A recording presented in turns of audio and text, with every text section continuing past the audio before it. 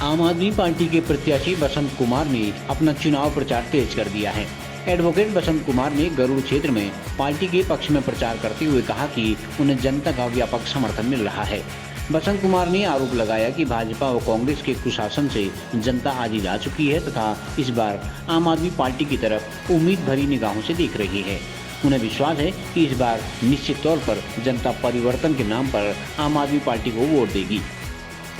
पेश है CCN news की ये रिपोर्ट।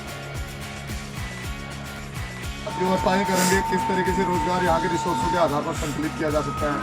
यहाँ के जो जड़ी बूटी विरोहन की नीति है ना हम तो आम आदमी यहाँ के तो तुम वोट भी दे हम पिल्ले दिए यहाँ की खनिज संपदाएं हैं, उन पर आधारित उद्योगों की स्थापना करेंगे, व्यवस्थाएं बनाएंगे। जब तक व्यवस्थाएं पूरी नहीं बनी होंगी 2-3 साल में हमको लगेगा, तब तक आपके बेटे को, आपका बेटा रिक्रूटमेंट के टेस्ट के लिए, कंपटीशन की बुक खरीदने के लिए या अन्य तरीके के लिए आपसे पैसे नहीं मांगेगा। हमने बोला है 5,000 रुपये आपके बच्चे को प्रतिमाह बेरोजगारी भत्ता देने का काम हम लोग करेंगे, क्योंकि उसकी पढ़ाई लिखाई के लिए घर से बाहर जाता है टेस्ट देने के लिए, कम से कम उसके जेब में इतना पैसा होना चाहिए कि आजकल हल्द्वानी में टेस्ट हो गया, देहरादून में टेस्ट हो गया, तो वो टेस्ट दे सके। अपने पढ़ाई के बुक भी आज के 2,500-3,000 रुपये में आते हैं, कम से कम वो बुक खरीद सके। और प्रत्येक महिला को, दिल्ली में हमने बस का किराया फ्री का रखा है, लेकिन यहाँ बस का किराया फ्री करके फायदा नहीं हुआ ना, क्योंकि रोज महिलाएं घर से बाहर नहीं निकलते हैं। दिल्ली में तो क्या है, नौकरी वाली महिलाएं होती तो घर से बाहर निकलते, उनको बस का किराया फ्री दे रखा है। लेकिन उत्तराखंड में हमने बोला है प्रत्येक महिला को बिथौली के रूप में घर खर्च का 1,000 रुपये भत्ता देंगे। इसके अलावा दिल्ली में अस्पताल की बात अगर की जाए, अस्पतालों की स्थिति मोहल्ला क्लिनिक तक बढ़िया बनाई पहले। उसके बाद दूसरी बात क्या, 1 रुपये का इलाज होता है 1 करोड़ का इलाज है, गरीब हो चाहे अमीर हो, इलाज करने में हॉस्पिटल में किसी का कोई खर्चा नहीं आता है दिल्ली में, यहाँ भी नहीं आता। स्कूलों की स्थिति तो आपको पता ही होगा, दिल्ली के बारे में आपने बहुत सुन लिया होगा, विदेश से भी लोग रिसर्च करने के लिए आ रहे हैं दिल्ली के एजुकेशन व्यवस्था के लिए। तो सारी व्यवस्थाएं आपके बच्चों के भविष्य के लिए अच्छा बनाएंगे। बस शर्त सिर्फ इतनी है कि एक बार हमारे भी सच झूठ का पता चलना चाहिए। चलन से ये भर बदलाव होगा, हम गाय खाने से पढ़ाओ नहीं भर, लेकिन हम गाली खाने वाला काम नहीं करेंगे इनकी तरफ। सीसीएन न्यूज में आज बातचीत करने के लिए हमारे साथ मौजूद हैं आम आदमी पार्टी के प्रत्याशी और समाज सेवक के रूप में जिनकी पहचान है, ऐसे बसंत कुमार जी, एडवोकेट बसंत कुमार जी। तो उनसे हम जानेंगे कि किन मुद्दों को लेकर जनता के बीच जा रहे हैं और जनता का किस तरह का रिस्पॉन्स है, क्या उम्मीदें उनको भविष्य के लिए हैं। भाई साहब, किन मुद्दों को लेकर आप जनता के बीच जा रहे हैं और जनता का किस तरह का रिस्पॉन्स है आपको अभी तक मिला? देखिए, जनता के जो मुद्दे होते हैं जनता की ज़रूरतों पर आधारित होते हैं, और बिजली, पानी, शिक्षा, स्वास्थ्य, सड़क, रोजगार, ये सारे जनता के मुद्दे हैं। और इन जनता के मुद्दों को भटकाकर जनता को आज तक भ्रमित करते हुए जाति, धर्म, संप्रदाय के नाम पर लड़ाकर उनमें विद्रोह पैदा करके, जैसे अंग्रेजों ने किया, फूट डालो और राज करो, ये काले अंग्रेज जो है इस तरीके से काम करते आ रहे थे। पहली बार उत्तराखंड प्रदेश में बिजली, पानी, शिक्षा, स्वास्थ्य, सड़क, रोजगार, इन पर चर्चा हो रही है और इन मुद्दों पर बात हो रही है, और जनता को अपने मुद्दे समझ में भी आ रहे हैं। क्योंकि मैं समझता हूँ कि सबसे पहले मेरी ज़रूरत है और उस ज़रूरत को पूरा करना सरकार की जिम्मेदारी है। आदमी को रोज़गार चाहिए, तभी उसके घर का चूल्हा जलता है। जाति, धर्म, संप्रदाय के नाम से भड़काकर किसी के घर का चूल्हा जलने वाला नहीं है, किसी की रोटी चलने वाली नहीं है। इसलिए लोग अब इन भ्रष्ट राजनीतिक दल जो थे, जो लोगों को लड़ा झगड़ा कर बरगला कर राजनीति करना चाह रहे थे, उनकी वास्तविकता अब उनके समझ में आने लगी है। मैं समझता हूँ कि अब सच और झूठ की लड़ाई सामने है, सच सामने आने लगा है और झूठ को परास्त होना पड़ेगा। अच्छा, आम आदमी पार्टी जब से इस प्रदेश में उन्होंने एंट्री करी है, उन्होंने चुनाव प्रचार शुरू करा है, तो ये माना जा रहा है कि वो लगातार जो रोजगार गारंटी की बात है, अन्य गारंटियां आप जो कह रहे हैं, वो अन्य विपक्षी दल भी आरोप लगा रही है कि जो खाली एक जुमलेबाजी है, ये लुभाने नारे हैं, उनमें सच्चाई कहीं नहीं, ज़मीनी हकीकत नहीं है। आप क्या मानते हैं इस पर? बेईमानों के लिए जुमलेबाजी है, बेईमान लोगों के लिए तो सही हो ही नहीं सकता है। क्योंकि देखो, मैं आपको सिंपल सी बात बताऊं, उत्तराखंड का 60,000 करोड़ का बजट है। उस बजट को सही तरीके से जनता के हितों में खर्च नहीं करना और उस पर जो है उस पर भ्रष्टाचार करना और अपनी तिजोरियां भरने वाले लोगों के लिए जुमला हो सकता है। और वो जुमले वाले ही लोग हैं, वो आज तक जुमले ही सुनाते रहे हैं। आपको 15 लाख रुपए दे देंगे, आपका ये कर देंगे, वो कर देंगे, महंगाई कम कर देंगे, हम लोग आपको रोजगार दे देंगे, ये सारी बातें उन्होंने आज तक कही हैं। लेकिन सवाल ये आता है कि वो जुमले तब नहीं हैं जब सच्चे आदमी पूरी ईमानदारी के साथ काम करने वाले उस सत्ता पर बैठ जाते हैं। 2013 में जब दिल्ली में आम आदमी पार्टी ने सरकार में आने का प्रयास किया, जब कहा कि पानी माफ़ कर देंगे और बिजली को हाफ कर देंगे, तो तब दिल्ली सरकार ने उस टाइम पे जुमलेबाजी कहा और भारतीय जनता पार्टी ने भी मजाक उड़ाया। ये लोग मजाक उड़ा सकते हैं, लेकिन हमारी कैलकुलेशन साफ़ सुथरी है। एक आपको बहुत ही गंभीर बात बताता हूँ, हम लोग ग्रामीण परिप्रेक्ष्य में रहने वाले लोग हैं। गांव में जब हमारी किसी लड़की की शादी होती है ना, तो हम गांव के सबसे ईमानदार आदमी को उसको भंडारी कहते हैं, भंडारी बनाते हैं उसको हम, ठीक है। यानी कि भंडारी का मतलब है एक कमरे में रसद सामग्री रखी जाती है, जो बारात के लिए बारात आएगी तो हम खाना पीना बनाएंगे या अन्य तरीके से, वह सारी सामग्री जो है रसद सामग्री उस कमरे में रखी जाती है और वहाँ पर एक आदमी नियुक्त किया जाता है जिसको उसकी रखवाली करनी होती है। और वो भंडारी अगर बेईमान हो जाए तो बारात भूखी जाएगी कि नहीं जाएगी। तो सबसे बड़ी बात है, ये बेईमान लोगों के लिए कोई मायने नहीं रखता है, क्योंकि ये बेईमान लोग हैं। ये सत्ता में बैठकर टैक्स की चोरी करवाते हैं, सत्ता में बैठकर बजट में जो जनता का गाड़ी कमाई का टैक्स का पैसा है उसका दुरुपयोग करते हैं, उसमें भ्रष्टाचार करते हैं। इसलिए इनके लिए सारे जुमले हैं, इनके लिए असंभव है और जो जो चीज़ें हमने कही हैं वो हम करके दिखाएंगे। सर, आप आम आदमी पार्टी से इस बार चुनाव मैदान में हैं और भाजपा कांग्रेस के मुकाबले माना जाता है कि उसका अपना कोई वोट बैंक भी नहीं है, उसके अपने कोई मतदाता नहीं है, आपका कोई संगठन नहीं है। तो क्या कितनी दिक्कतें आपको आ रही हैं भाजपा कांग्रेस के मुकाबले जो आपका संगठन कमज़ोर है? देखिए, ऐसा है ना, मैंने कह दिया सच और झूठ की लड़ाई है और झूठ बोलने वाले आज तक झूठ बोल बोल के लोगों को भ्रमित किए हुए थे। लेकिन एक बात बताइए, आप किसी आदमी को 1 टाइम मूर्ख बना सकते हैं, 2 टाइम मूर्ख बना सकते हैं, 3 टाइम मूर्ख बना सकते हैं, लेकिन मैनी टाइम मूर्ख नहीं बना सकते हैं। इसलिए जब हमने लोगों को समझाया कि सत्ता की व्यवस्थाएं इस तरीके से होती हैं, आपका जो टैक्स का पैसा है उसको दुरुपयोग किया जा रहा है, उसको कमीशन के नाम पर जो है उस पर भ्रष्टाचार किया जाता है, अन्य अन्य तरीके से उस पैसे की बर्बादी कर दी जाती है और आपके लिए शिक्षा, स्वास्थ्य, रोजगार जैसी व्यवस्थाएं नहीं की जाती हैं। और हम आएंगे सत्ता में तो हम आपको गारंटी देते हैं, ये हम करके दिखाएंगे। तो वो बोल रहे हैं कि भाई ठीक है, अब वैसे एक नए आदमी हो, क्योंकि हम दूध का जला छाछ भी फीक फीक कर पीता है। पहाड़ी में एक किस्सा है कि किसी के पिताजी को भालू ने काट दिया था तो वह काले कंबल से डरता था। तो उस तरीके की सिचुएशन उत्तराखंड की जनता की हुई है। तो स्वाभाविक बात है, हम पर भी वो शक कर रहे हैं कि यार ये सच बोलने वाले होंगे कि झूठ बोलने वाले होंगे। तो हम उनको बोल रहे हैं, हमारे सच झूठ का पता तभी चलेगा जब एक बार आप हमको बताएंगे, बनाएंगे। और जब हम वो हमको बनाएंगे, हमने तो ये तय कर लिया, जनता ने तय कर लिया कि हाँ ठीक है, इनके सच झूठ का पता भी चलना चाहिए, इसलिए एक बार हम इनको बदलेंगे। जब सामने वाले ने बेईमानी कर दी है, कांग्रेस और बीजेपी ने ठग दिया है, झूठ बोल दिया है, तो उनके पास ऑप्शन क्या बचता है? उनके पास एक ही ऑप्शन है कि इस नए आदमी को देखो और ये सच्चा निकलेगा या झूठा निकलेगा, इसका कृत्य बताएंगे। और मैं विश्वास दिलाना चाहता हूँ उत्तराखंड की जनता को, हम या भारतीय जनता पार्टी और कांग्रेस की तरह झूठे नहीं निकलेंगे, हम सच साबित करके दिखाएंगे।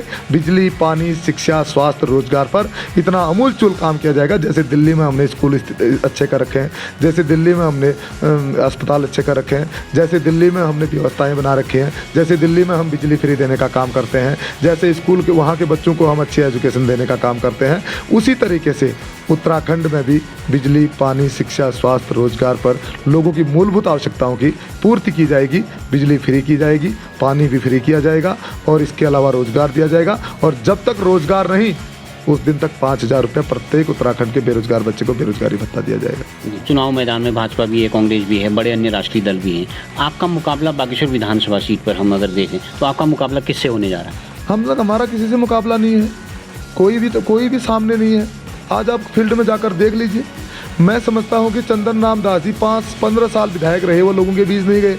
आज वो शर्म के कारण लोगों के बीच नहीं जा रहे, मुंह नहीं दिखा पा रहे हैं। वो व्यक्ति चुनाव लड़ रहा है। एक तो आदमी जेल से चुनाव लड़ता था तो चलो वो तो जेल में बंद रहता था, तब चुनाव में जनता के बीच नहीं जा पाता था। अपराधियों को भी चुनाव लड़ने का अधिकार इस उसमें दिया गया, तो अपराधी भी चुनाव लड़े हैं। ऐसे इतिहास में जो है पिछले जो वो रहे हैं, हमारे उदाहरण रहे हैं। लेकिन चंदन राम दास जी की कौन सी मजबूरी है, वो भी बता दें कि वो जनता के बीच क्यों नहीं जा रहे हैं। और वो जनता के बीच नहीं जा रहे हैं, फिर भी उन पे कौन सा मक्खन लगा हुआ है कि लोग उन्हीं को वोट देंगे? कौन सी मजबूरी है जनता की, ये बता दीजिए।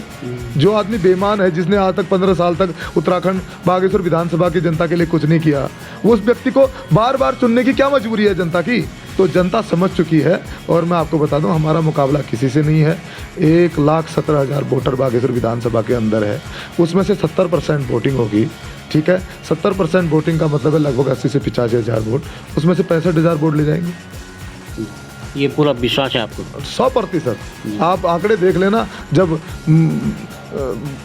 गणना होगी उस दिन आपको पता चल जाएगा। और ये आश्चर्यचकित होगा उनके लिए जो आज तक लोगों को बेवकूफ़ समझते रहे हैं, लोगों को बरगलाते रहे हैं। लोगों ने सोचा कि हम कुछ भी कहेंगे और लोग मान जाएंगे।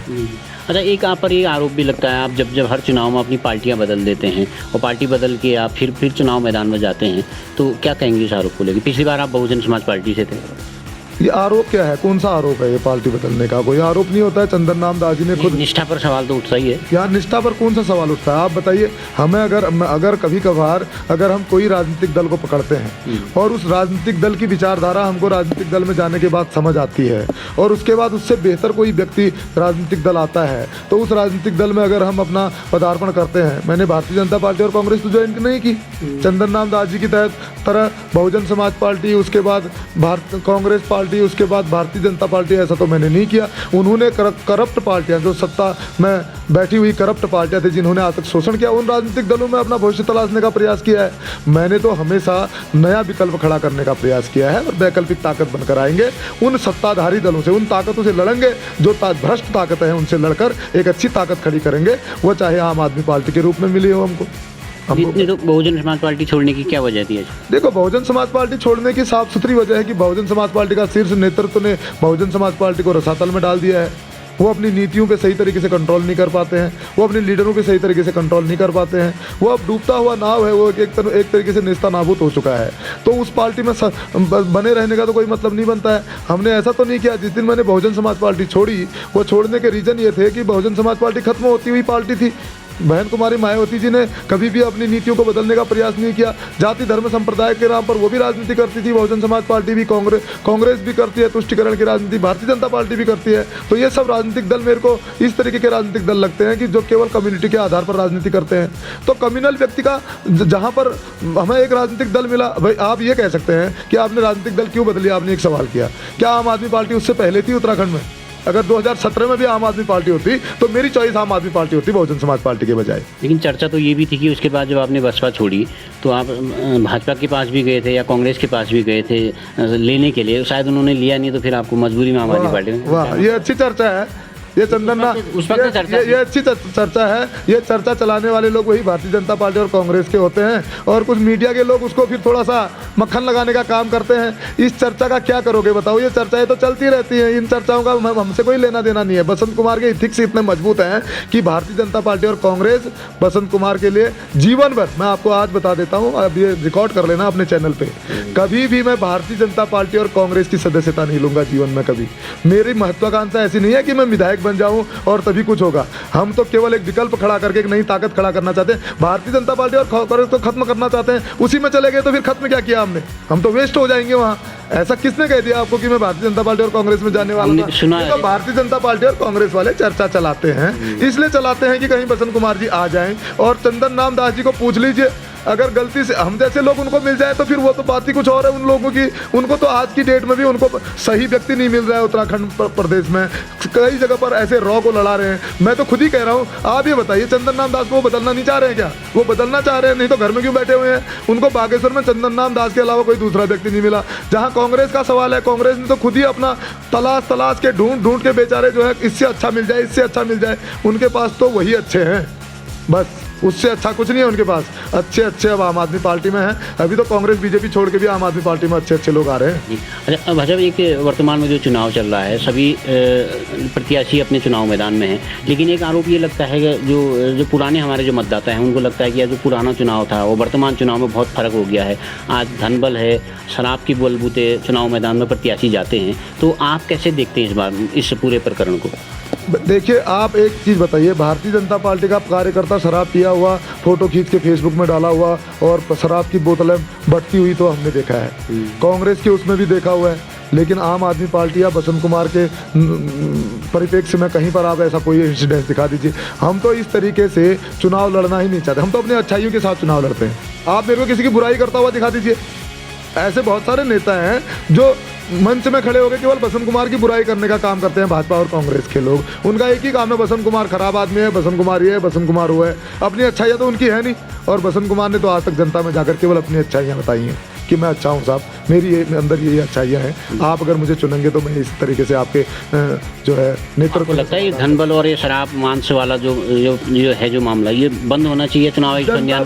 जनता बहुत जागरूक है, जनता बहुत जागरूक है। इनको मैं नसीहत देता हूं भारतीय जनता पार्टी और कांग्रेस के लोगों को कि इस तरीके से अपने पैसे का चुनाव के टाइम पे बर्बाद मत करो, और 5 साल तक जब आप सत्ता में बैठते हो तो 5 साल तक कम से कम जनता का भला करने का सोचा होता तो तुम्हारे लिए अच्छा होता। तुमने किया नहीं। अब चुनाव के टाइम पर लोगों को आप पैसे से खरीद लेना चाहते हो, आप शराब पिलाकर बर्बाद कर देना चाहते हो। तो जनता बहुत समझदार है, इनको पीछे का दरवाजा दिखाएगी। अच्छा, एक लास्ट सवाल आपसे, बागेश्वर विधानसभा का आप चुनाव लड़ रहे हैं, वैसे आप इलेक्शन कमेटी के चेयरमैन भी हैं, तो बागेश्वर विधानसभा के डेवलपमेंट के लिए आपके पास क्या प्लान है जो आप जनता के बीच लेके जा रहे हैं? देखिए, बागेश्वर विधानसभा का जो डेवलपमेंट है, हम इसको कुमाऊं की काशी कहते हैं बागेश्वर को। और यहाँ पर देखिए, आपको मैं भारत का स्विट्जरलैंड कौसानी हमारे पास है।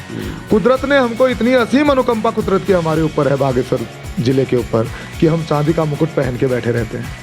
और अगर इस उत्तराखंड प्रदेश में इस बागेश्वर ज़िले को सद्नियति और सद्भावना से अगर आगे बढ़ाया जाए तो टूरिज़्म के क्षेत्र में है, एग्रीकल्चरल के क्षेत्र में है, या फिर खनिज संपदाओं की अगर बात करें तो ये आप ये देखना कि ये पिथौरागढ़ और बागेश्वर 2 ज़िले जिस पर सॉफ्ट स्टोन मिनरल जो रियर मिनरल है, वो मिनरल यहाँ पर निकलता है जो रॉ मेटल के रूप में अभी तक इस्तेमाल किया जाता है। इस मिनरल को अगर हम लोग इस पर आधारित इंडस्ट्री को स्थापित यहाँ कर दें तो बागेश्वर वालों को रोजगार के लिए बाहर जाने की ज़रूरत नहीं पड़ेगी। दूसरा जो है अल्मोड़ा मैग्नेसाइट है, आज जो है खस्ता हाल चल रही है सरकार की नाकामी के कारण, और वहाँ पर जो क्रैशर है उस क्रैशर का माल नहीं बिकता माफियाओं के कारण, उसके रमन्ने टाइम पे इशू नहीं होते हैं। और यहाँ पर चाय बागान की अगर बात करें, चाय की फैक्ट्री बंद पड़ी हुई है, और चाय की फैक्ट्री में कम से कम 2000 कामगार जो है आज भी बेचारे त्राही कर रहे हैं, दर की ठोकरें खा रहे हैं। हमारे पास संसाधनों की कमी नहीं है, हमारे पास रिसोर्सों की कमी नहीं है, बस सद्नियति की कमी है। और सद्नियति से बागेश्वर को उत्तराखंड का सबसे बेहतर जिला बनाकर दिखाएंगे, ये वचन देते हैं हम उत्तराखंड की जनता को।